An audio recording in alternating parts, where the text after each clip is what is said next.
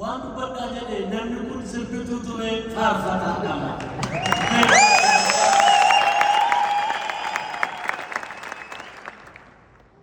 Ulfaadha inni ulfina qabu kan ulfina isin ilaale anas iddoo ulfinaa kanatti fidee sin dura na dhaabe inni bara baraan jiraatu borus arras yeroo bobbaasee galchaa ilmi Kiristoos Iyesuus agartu.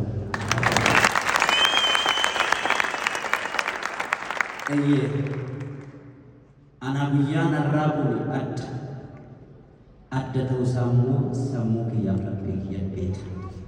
Waanan keessa tureef waanan dabarseef badiisan keessa tureef nageenyi arra qabuuf sin babbareeda kan gidduu dhaabbachuu kootiif jibbii qabeessa.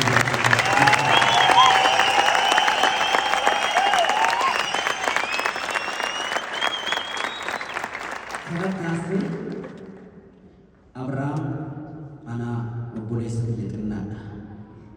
Ergan guyyaa gara gooftatti dhufuu kiyya dhagaye faarfannaan hojjedhu kanallee beekamsa qaburraa iddoo kana dhaabbadhee akka bareeda ta'ee bahu namooti godhan keessaa isa tokko naa galateeffadha.